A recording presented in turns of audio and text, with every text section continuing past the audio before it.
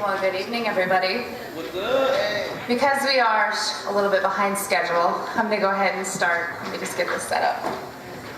So for those of you who may already know me, you know me as Kristen Meghan, the loudmouth liberty enforcer. I am a contributor for Infowars.com, the Next News Network, and a bunch of alternative media sites. I want to tell you a little story about my previous identity. In my previous identity, I'm known as Sergeant Kristen Edwards. 2001, I didn't really know what I wanted to do with my life. And in 2001, I figured, you know what, I had heard about a bunch of my friends going into the military, and it seemed like they could get their college funded and do great things defending this nation. So in 2001, I rose my right hand to the Constitution to defend and uphold. And as ignorant as I was, that Constitution was just a subject in high school history. I hadn't read it. Throughout my career, I was stationed all over the nation, all over the world. I started out in England. My job was in bioenvironmental engineering. For those of you who don't know what that is, if you've ever heard of OSHA, anyone heard of OSHA? Yeah. I followed the health side. So my job was to ensure that everything that the Air Force was doing, that we were tracking the exposures for all military personnel as related to what was the Air Force doing, how did it relate to health, and what was the Air Force doing and how did it relate to environmental impact. I spent almost 10 years in the Air Force. I'd love to say it was the best 10 years of my life, but I'll tell you about one day that changed my life. My second base was in Oklahoma City at Tinker Air Force Base, Oklahoma. How many of you have heard about geoengineering or chemtrails? Yeah. Yes. How many of you have heard it's a crazy loon conspiracy theory? I just want to ask you guys one question. Do I look crazy to you? No.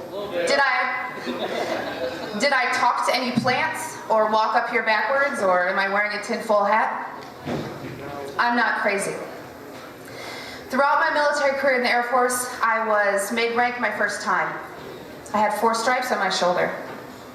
I had medals like you couldn't believe. I was the exemplary Staff Sergeant United States Air Force. I actually was transferred from one base to another to do a special operation because of my stellar background. When I was at Tinker Air Force Base, Oklahoma, I heard about geoengineering, and I thought, oh, those crazy conspiracy loons. I'm sure we've all heard of Alex Jones from Infowars.com. Yeah. The man I once thought was a loon, wearing a tinfoil hat, living in a bunker, that I just shunned off as, you know, this guy doesn't get it. Did he strap on the uniform? Has he gone out there and defended his country? Well, it was around 2007 that I first heard about geoengineering. And I started to piece the puzzles together, like a spouse who thinks their husband or wife is cheating, when all the dots start to connect, right? Well, part of my job in bioenvironmental engineering was to approve hazardous materials that came on the base. So whether you were using a simple spray can of paint, or you were ordering an oil solvent to degrease airplanes, I sat at a computer and I approved those hazardous materials on base and tied them to a process and a building. Now, there's certain things we all know in the military that are classified, right? Yep. So even though I had a security clearance, it says a need-to-know basis. So when I started approving what is called an Air Force Form 3952, the approval of hazardous materials, and I started seeing barium, aluminum oxide, and strontium come on the base from a contractor whose name was not listed, which was not normal, I started to realize that those crazy tinfoil hat-wearing conspiracy theorists might not be so crazy. So in 2008, amongst myself, I lived about less than a mile behind the flight line at Tinker Air Force Base, Oklahoma, in Oklahoma City. And due to my background as an industrial hygienist and an environmental specialist, I conducted soil grid sampling and grade sampling. Those of you who may not be too privy to chemistry, you know that there's natural elements occurring in Earth. Aluminum is one of them. However, barium, radioactive, and strontium are not. So I conducted those samples and saw limits in my community that would make your head spin. And I started to realize that those peers within my professional community that were trying to wake those of us in the military up were right. So right when I decided, I was on the fence, should I re-enlist? I was pregnant, just so you know, with my now 9-year-old daughter, Nuggie. You'll see her walking around. And I thought, wow, this is my livelihood. Do I question this? Or do I re-enlist and move forward? Amongst my ignorance, I moved forward, and I re-enlisted again. I raised my right hand to the Constitution, which I had not read all the way through. So after Oklahoma City, Oklahoma, I got transferred to 90 miles south of here, Warner Robins Air Force Base. Anyone know where that is? Oh, Yeah, it's like the big hub here in Georgia to fund the military. There's a lot of civilians that work there. It's 85% civilianized, 15% military. While I was at Warner Robins Air Force Base, let me remind you, I mentioned earlier that I got transferred from one base to another due to my professional background. Because I was such a stellar NCO in the Air Force, they transferred me from one depot maintenance base to the other one in the Air Force, Warner Robins. While at Warner Robins Air Force Base, I thought I was defending my country on a home front, making sure that all those people that went out there, front line, were safe and protected from carcinogens, radiation, inhalation, drinking water, noise, all of it. My job was to protect them so they could be all they can be. In 2009, late 2009, I stumbled upon something that changed my life. I ran across an operation at Warner Robins Air Force Base, which was exposing thousands of civilians to carcinogens. Those of you that are familiar with OSHA, in general industry and construction industry, for different constituents known as hazardous materials, OSHA sets levels for which certain employees can be exposed to. Well, what if I told you that these employees were exposed 100 times over that occupational exposure limit? That should probably scare you. That's an acute and an immediate hazard to carcinogens. People were getting sick. People were getting cancer. People had sores in their mouth from something called strontium chromate or chrome-6, a carcinogenic metal used in military operations. So after what I saw at Tinker Air Force Base, Oklahoma, and then what I saw at Warner Robins Air Force Base, Georgia, everything that I knew, everything that I thought I knew, this great nation, we are heroes. I had 4 stripes on my arm and 11 medals and ribbons on my chest. I thought I was protecting my homeland. When I brought to my commander to his attention that there were people exposed to these hazardous pollutants and people were getting sick, I'll give you the synopsis of the story. I took these air samples, I took the swipe samples.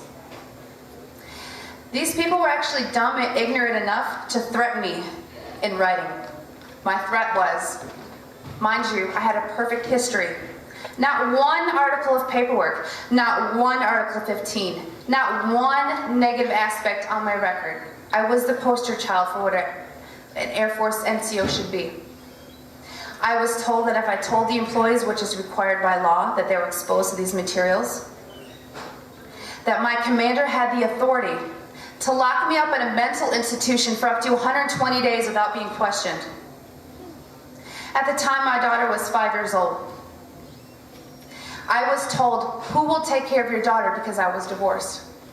I was threatened to be locked up in a mental ward for trying to do my job. I was threatened to have my one child who I love with all my life taken away from me because I tried to do the one thing I was trained to do, protect the workforce. So folks, let me tell you, 2001 is when I entered the military. 4 stripes on my arm, 11 medals and awards on my chest. But it only took one day to change my life. And that day was October 27, 2010, when I left the United States Air Force at almost 10 years, halfway to retirement. I would have been scot-free. I left as a whistleblower of the United States Air Force. I had my life threatened. I was followed.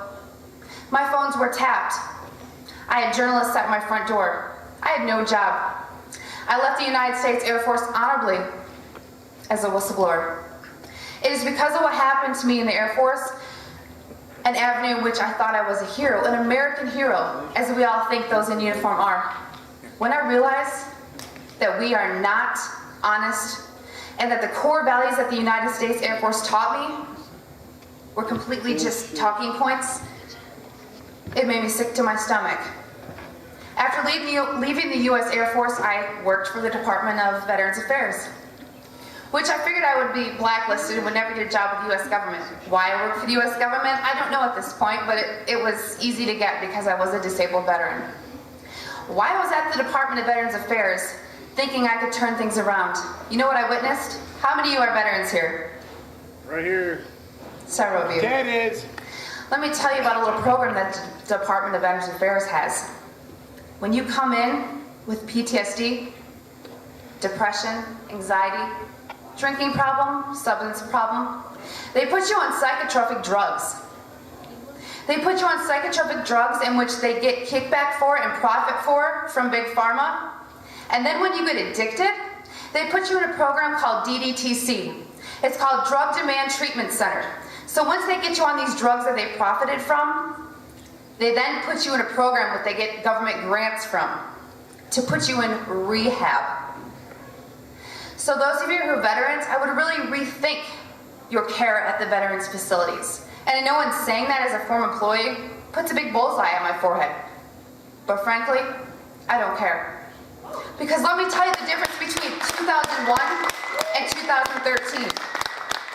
I read my Constitution, front and back. I read the Declaration of Independence. I read it all. And I stand here admitting to you that I was an ignorant person in the United States military who thought they were a hero. But you know what? Ego, I can tell you, I consider myself a hero or an idol now. Because I put my career on the line as an industrial hygienist who now works in the private sector after leaving the VA. And as a contributor to Infowars.com, to the Next News Network, to different avenues which you can spread your message, I realized that instead of dwelling on all the negative that really changed my life, I am here to redeem myself. And I'd ask you that are veterans, or any of you that are civilian, what do you do in your careers? Do you work in the medical profession? Do you work in an airport? Where do you work? And what do you see? Because I guarantee you, if you step back and you connect those dots, you will see things that never made sense to you before. So as I fight the hatred and the disinformation trolls and those who try to ruin my reputation, for every negative thing I find about myself on the internet, excuse my French, but it pisses me off. And you know what? It makes me pull out some more documents that I took before I left the United States Air Force. And I save them, and I publish them, and I send them to my family members throughout the country. And I have friends tell me, be careful. You know what I tell them? Be careful what? I was in the United States military. They have my social security number and my address and my cell phone number. They can find me. So what I want to leave with you here today is to tell you, if you know someone who's in the military now, or you know a veteran, engage them. It's your due diligence. Whether you or not you agree with, quote, conspiracy websites like Infowars.com or Prison Planet, or whether you believe in geoengineering or chemtrails, please believe me because I saw it firsthand, okay? This is not what I want to be known for. It's a huge target on my back. I ask you to ask those veterans in your family or those friends and ask them to rise up, as Robbie Wells says. Do your part. Defend your nation. Join Oath Keepers. Get in touch with all the alternative media outlets. Support the acts and musicians. You guys, it all matters. I have people tell me, why do you do what you do? There's nothing we can do about it. I know the TSA is unconstitutional, but what can we do about it? Well, let me tell you, I've done things about it, okay? I've shot documentaries. I've done TV shows. I have things in the works I can't even mention so that they don't get edited before they air. You can do something about it. So just remember these numbers. 2001, I thought I was doing good. 4 stripes on my arm, 11 medals on my chest. 1 day to change my life. What day will be yours? Because trust me, it will come. It will directly affect you, and you will remember this. So please, rise up, do your due diligence, do your own investigations, and support your military by educating them. Thank you.